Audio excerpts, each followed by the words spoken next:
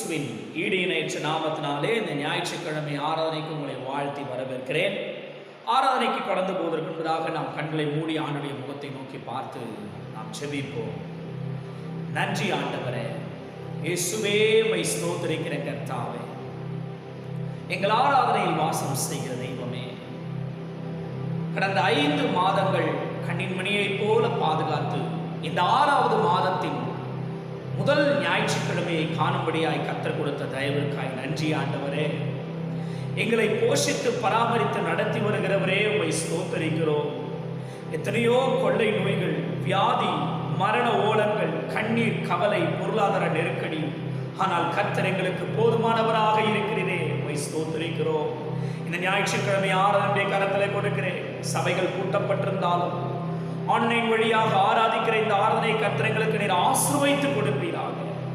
என்னோடு கூட தங்கள் இல்லங்களிலே மொபைல் மூலமாகவோ ஆண்டவரே தொலைக்காட்சி மூலமாகவோ இந்த யூடியூப் ஆன்லைன்ல பங்கு பெற்றிருக்கிற ஒவ்வொரு மக்களுக்காய் செபிக்கிறேன். நாங்கள் இப்பொழுது ஒருமனப்பட்டு பாடி உம்முடைய நாமத்தை துதிக்க போகிறோம்.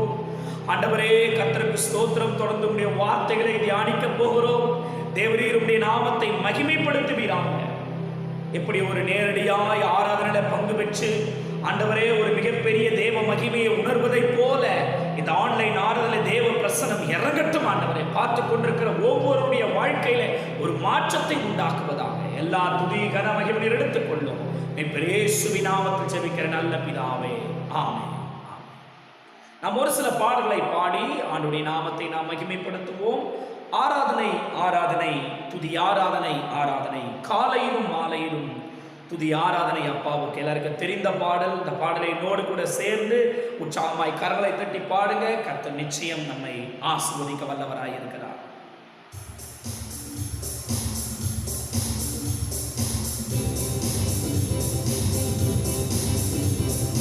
ஆராதனை ஆராதனை துதி ஆராதனை ஆராதனை,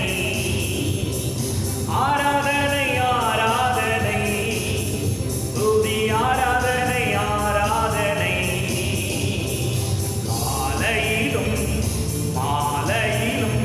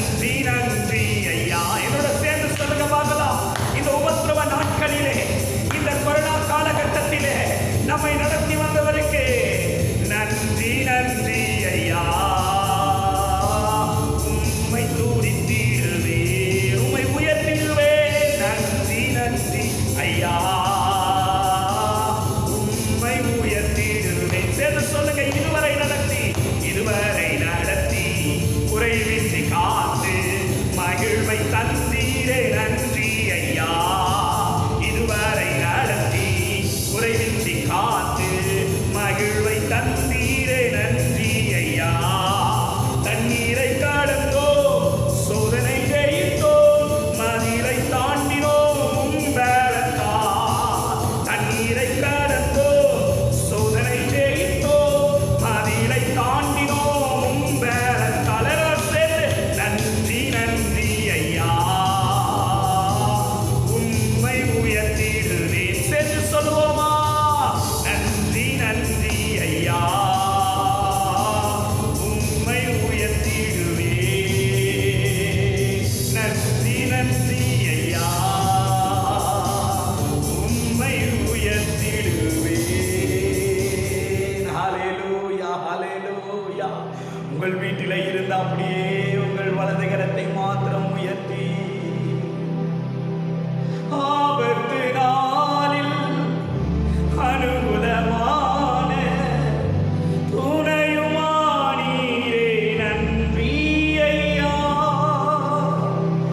ஆபத்து நாளில் அனுகூலமான துணையுமானீரே நன்றி ஐயா. நன்றி நன்றி ஐயா. உம்மை உயர்த்திடுவே. எல்லா இதயத்தினாலும் சொல்லுவோமே, நன்றி நன்றி ஐயா. உடைய பாதுகாப்புக்காக, உடைய நல்ல சுகத்திற்காக உம்மை உயர்த்திடுவே.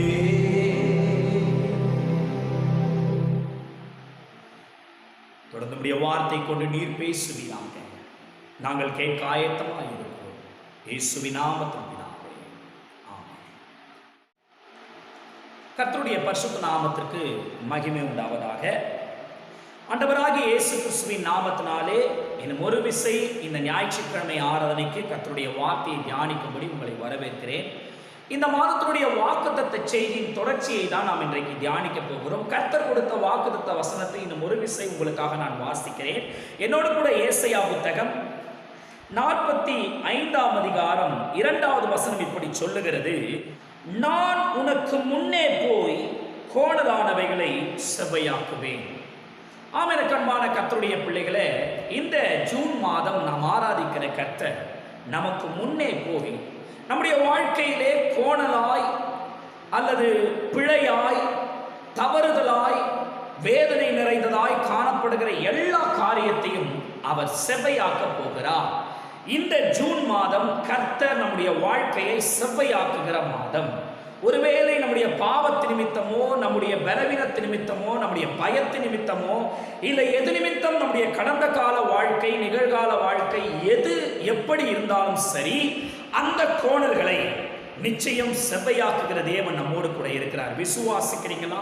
ஒருவேளை வேலை செய்கிறவர்கள் வருமானத்து நிமித்தம் என் வாழ்க்கை கோணலாய் இருக்கிறதே, சமாதானத்து நிமித்தம் என் வாழ்க்கை கோணலாய் இருக்கிறதே, அல்லது பலவீனத்து நிமித்தமாய், அல்லது நான் படுகிற பாடு உபத்திரவங்கள் நிமித்தமாய் என் வாழ்க்கை சரியாகவே இல்லையா, சந்தோஷமாய் இல்லை, நிம்மதியாய் இல்லை, ஆசீர்வாதமாய் இல்லை, அதற்கு பதிலாய் கோணலாய் இருக்கிறது என்று சொல்லி நீங்கள் சொல்லுவீர்கள் என்று சொன்னால், இன்றைக்கு கர்த்தர் உங்களோடு கூட பேசுகிறார். அன்பு தேவ பிள்ளைகளே, அந்த கோணலை செவ்வையாக்க தான் கர்த்தர் இந்த மாதம் நமக்காய் காத்திருக்கிறார்.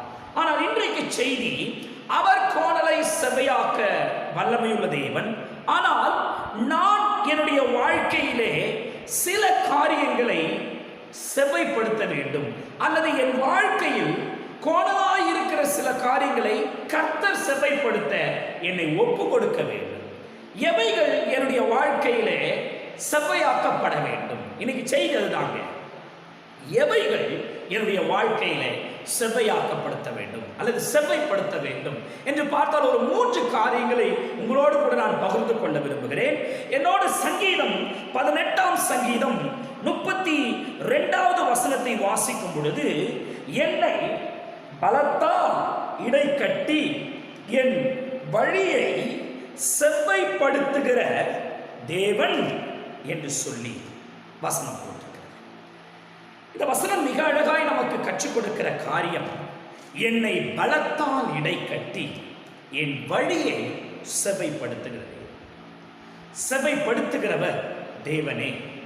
எனக்கு அன்பான தேவனுடைய பிள்ளைகளே, ஒரு மனுஷனுடைய வழி கர்த்தருக்கு பிரியமாயிருந்தால் அவனுடைய வாழ்க்கை ஆசீர்வாதமாயிருக்கும். ஒரு மனுஷனுடைய வழி கர்த்தருடைய பார்வைக்கு முன்பதாக அது சுத்தமாய் நேர்த்தியாய் கோணல் மாறுபாடு இல்லாமல் இருந்தால் நிச்சயம் அவன் தேவனுக்கும் மனுஷனுக்கும் பிரியமான ஒரு வாழ்க்கை வாழ முடியும். இன்னைக்கு ஏன் நாம் ஆசீர்வதிக்கப்படலை? இன்னைக்கு ஏன் நம்முடைய வாழ்க்கை கோணலாய் இருக்கிறது? இன்னும் நம்முடைய வாழ்க்கை ஒரு செவ்வையான பாதைக்கு நேராக ஏன் கடந்து போக முடியல அப்படின்னு நீங்க கவனிச்சீங்கன்னா, நம்முடைய வழிகளை நாம் செவ்வைப்படுத்த வேண்டும். நம்முடைய பாதையை நாம் செவ்வைப்படுத்த வேண்டும். வேதம் சொல்லுகிறது, நானே வழியும் சத்தியமும் ஜீவனுமாய் இருக்கிறேன்னு சொல்லி. ஒருவன் கிறிஸ்துவனுடையவனாயிருந்தால் கிறிஸ்துவனுடைய வழியிலே அவன் நடக்கிறவனாய் காணப்பட வேண்டும். ஆனா இன்னைக்கு நம்ம அப்படியாங்க இருக்கோம். நமக்குன்னு ஒரு வழி, நமக்குன்னு ஒரு பாதை.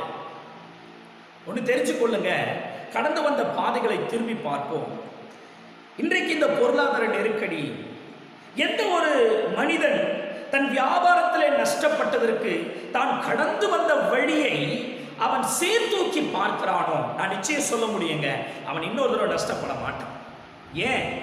நான் வந்த வழியை பார்க்கும் பொழுது அந்த வழியில் எங்கு தவறு செய்திருக்கிறேன், அந்த வழி எந்த இடத்துல கோணலாய் போயிருக்கிறது, எந்த இடத்தில் அந்த வழியை நான் விட்டு விட்டேன் என்று சொல்லி அவனால் ஆராய்ந்து பார்க்க முடியும்.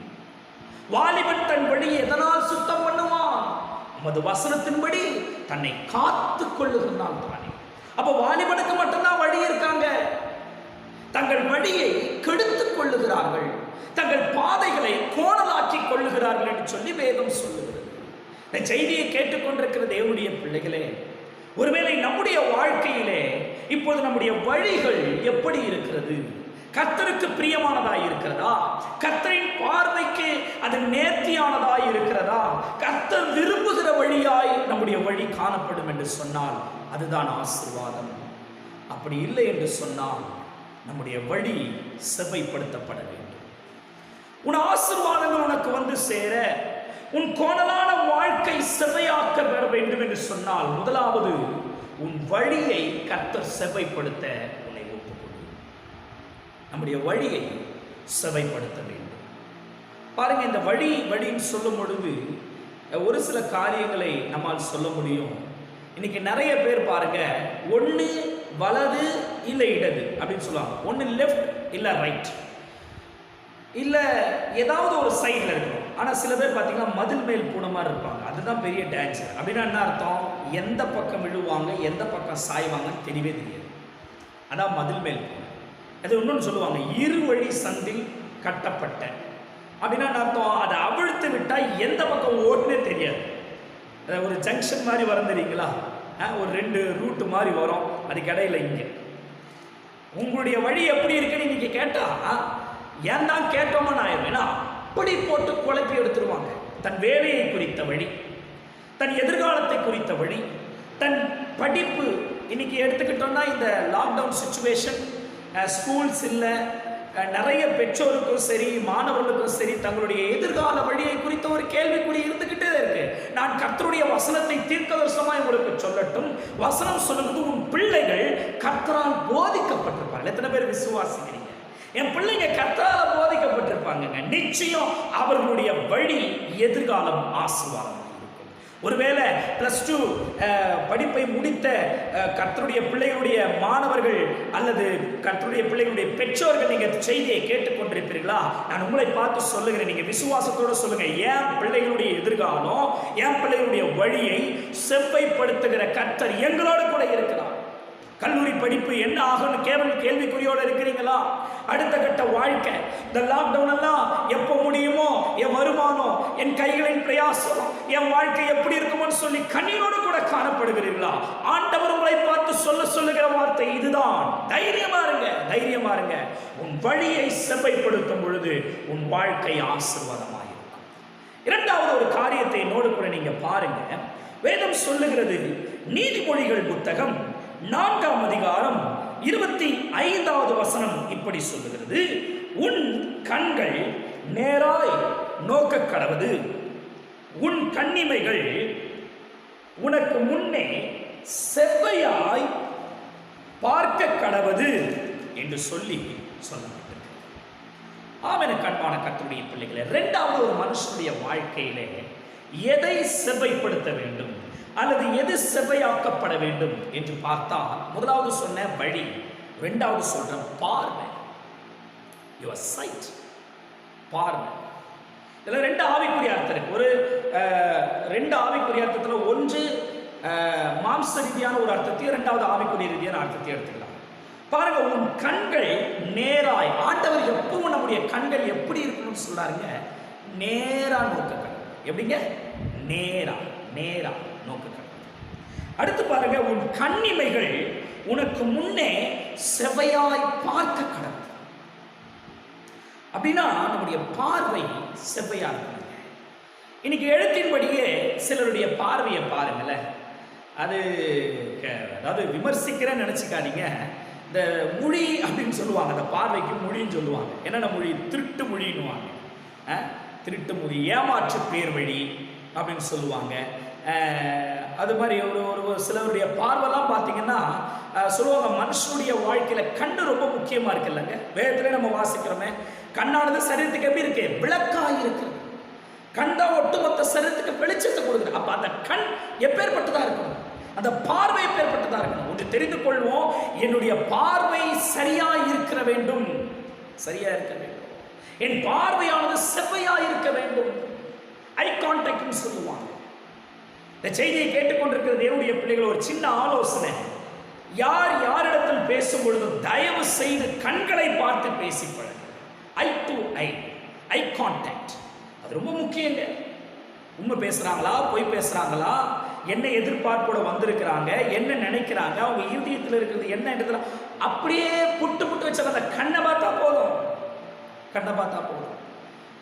இன்னைக்கு நிறைய நேரங்கள்ல இந்த குதிரையினுடைய வாழ்க்கை நமக்கு இருக்கணும்னு சொல்லுவாங்க. குதிரை எப்படி இருக்கும் தெரியுங்களா? சில பாருங்க, குதிரையுடைய கண்ணை பார்த்தா 2 கப்பு வச்சு மூடி இருக்க மாதிரி இருக்கும். நிறைய பேர் கேட்பாங்க, என்ன அப்போ குதிரை எப்படி ஓடும் அப்படின்னு. நீங்க நல்லா கவனிச்சு பார்த்தீங்கன்னா, குதிரையோட கண்ணெல்லாம் மூடலை. இந்த பக்கத்துக்கு இந்த பக்கத்துக்கு என்ன பண்ணியிருக்குன்னா, அதுக்கு ஒரு கடிவாளம் மாதிரி ஒரு லாக் மாதிரி போட்டு வச்சாச்சு அந்த இடம்.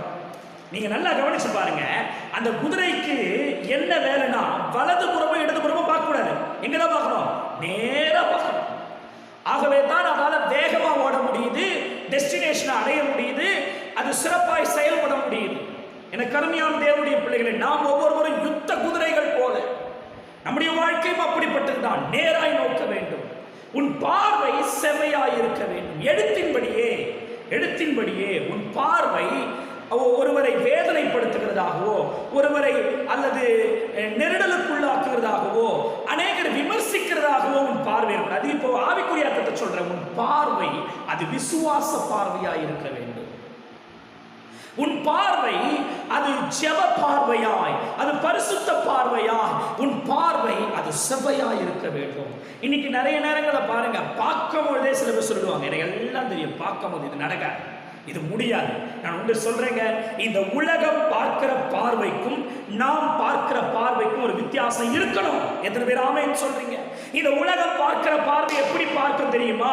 கீழ்த்தரமாய், ஏளனமாய், அவிசுவாசமாய், அசுத்தமாய். ஆனால் நாம் பார்க்கிற பார்வை கர்த்தர் எப்படி பார்த்தாரோ, ஒரு குஷ்டரோகியோ, ஒரு குருடனோ அல்லது பாவியையோ அவர் குற்றப்படுத்தி அவமானப்படுத்தி அருவருப்பாய் பார்க்கவில்லை. ஒன்று தெரிந்து கொள்ளுங்க, ஒருவேளை என் மீது கர்த்தருடைய பார்வை அது அருவருப்பாய் இருந்திருந்தால் இன்றைக்கு நான் ஆசீர்வாதமாய் இருந்திருக்க முடியாது. அப்ப என்னுடைய பார்வை எப்படி இருக்கணும்? செவ்வையாய் இருக்கணும். நம்முடைய பார்வையை செவ்வைப்படுத்த வேண்டும். மூன்றாவது ஒரு காரியத்தை குறித்து உங்களோட கூட சொல்ல எல்லாருக்கும் தெரிந்த வசனங்கள் தான். சங்கீதம் 78ஆம் சங்கீதம் 8வது வசனம் இப்படி சொல்லுகிறது, இருதயத்தை செவ்வைப்படுத்தாமலும் தேவனை உறுதியாய் பற்றி கொள்ளாமலும் இருந்த முரட்டாட்டமும் கலகமும் உள்ள சந்ததியாகிய தங்கள் பிதாக்களுக்கு அவர்கள் ஒப்பாகாதபடிக்கும் இவைகளை கட்டளையிட்டார் என்று சொல்லி இந்த பகுதியிலே நம்மால பார்க்க முடியும். பாருங்க, இருதயத்தை செவ்வைப்படுத்தாமலும். ஒரு மனுஷன் இருதயத்தை செவ்வைப்படுத்தணும்னு சொன்னா அடுத்து என்ன ஆகும்? தேவனை உறுதியாய் பற்றி கொள்ளாமலும். இங்கே நான் 1 by 1 உங்களுக்கு நான் காண்பிக்க விரும்புகிறேன். மூன்றாவது நான் சொல்லிடுறேங்க, எதை செவ்வைப்படுத்த வேண்டும்? இருதயத்தை செவ்வை. முதல்ல சொன்ன வழியை செவ்வைப்படுத்தணும், 2வது பார்வையை செவ்வைப்படுத்தணும், 3வது இருதயத்தை செவ்வை. சரி, ஒருத்தர் இருதயத்தை செவ்வைப்படுத்தணும்னா என்ன நடக்கும்? அடுத்த வார்த்தையை சொல்லுது பாருங்க, தேவனை உறுதியாய் பற்றி கொள்ள முடியாது. அடுத்து பாருங்க, முரட்டாட்டமும் கலகமும் உள்ள சந்ததியார். இப்ப எதுங்க பிகினிங், எதுங்க ஆரம்பம்? நான் சொல்லுகிறேன், பின்மாற்றத்திற்கு மூல காரணம் இருதயம் செவ்வைப்படுத்தப்படாமல் இருத்தல். விழுந்து போவதற்கு முதல் காரணம் இருதயம் செவ்வைப்படுத்தப்படாமல் இருத்தல். மறுதலிப்பதற்கு முதல் காரணம் இருதயம் செவ்வைப்படுத்தப்படாமல் இருத்தல். ஆசீர்வாதமான ஒரு வாழ்க்கை வாழாமல் இருக்கிறதுக்கு காரணம் இருதயம் செவ்வைப்படுத்தாமல் இருத்தல். எல்லாவற்றை விட கலகமும் முரட்டாட்டமும் ஒரு கடின இருதயம் உள்ள வாழ்க்கை வாழ காரணம் உன் இருதயத்தை செவ்வைப்படுத்தாமல் இருப்பது. இருதயமே மகா கேடும் கிறுக்கும் உள்ளது வசனம் போட்டிருக்கு. மத்தேயுல இருதயத்துல பிறந்து கிட்டத்தட்ட பல வகை பாவங்கள் புறப்பட்டு வருகிறது, இருதயத்திலிருந்து தான் புறப்பட்டு வருதுன்னு வசனத்துல நம்ம பார்க்கிறோம். அப்ப இருதயம் எவ்வளவு முக்கியங்க. அந்த இருதயம் எப்படி இருக்கணுங்க? செவ்வையாயிருக்கும், செவ்வையாயிருக்கும். உன் இருதயத்தை நேராக்கி வசனம் போட்டிருக்கு. ஜெபிக்கும் போது அப்படியே போய் ஜெபிச்சிட முடியாது. இருதயத்தை நேராக்கி தான் ஜெபிக்கணும், இருதயத்தை செவ்வைப்படுத்தி தான் ஜெபிக்கணும். இந்த செய்தியை கேட்டுக்கொண்டிருக்கிற கர்த்தருடைய பிள்ளைகளே, உங்களை பார்த்து நான் கர்த்தருடைய வார்த்தையை தீர்க்க தரிசனமாய் சொல்லட்டும். இந்த ஞாயிற்றுக்கிழமை ஆராதனையிலே உன் வழியை நீ செவ்வைப்படுத்த, உன் பார்வையை நீ செவ்வைப்படுத்த, உன் இருதயத்தை நீ செவ்வைப்படுத்த உன்னை ஒப்பு கொடுப்பாய் என்று சொன்னால், சகல கோணலாளர்களை செவ்வையாக்குகிற கர்த்தர் இந்த ஜூன் மாதம் உன் வாழ்க்கையில கோணலும் மாறுபாடுமானதாய் இருக்கிற எல்லாவற்றையும் அவர் செவ்வையாக்கி ஆசீர்வதிக்கிற வல்லவராய் இருக்கிறார். நாம் இருதயத்தை செவ்வைப்படுத்துகிறோமா? ஆண்டவர் எத்தனையோ தடவை எடுத்து சொல்லியும் இன்னும் இருதயத்தை கடினமாக்கிக்கிறோமா? தேவ சித்தத்தை செய்யாதபடி, கர்த்தருடைய ஊழியத்தை நிறைவேற்றாதபடி, கர்த்தருடைய நாமத்தை மகிமைப்படுத்தக்கூடாதபடிக்கு இன்னும் உன் இருதயத்தை கடினப்படுத்துவா என்று சொன்னால் எப்பொழுது செவ்வையாக்க முடியும்? இந்த செய்தியை வீட்டிலிருந்து கேட்டுக்கொண்டிருக்கிற ஒவ்வொருவருக்கும் இந்த வார்த்தை பொருந்தும். நம்முடைய இருதயத்தை செவ்வைப்படுத்த வேண்டும்.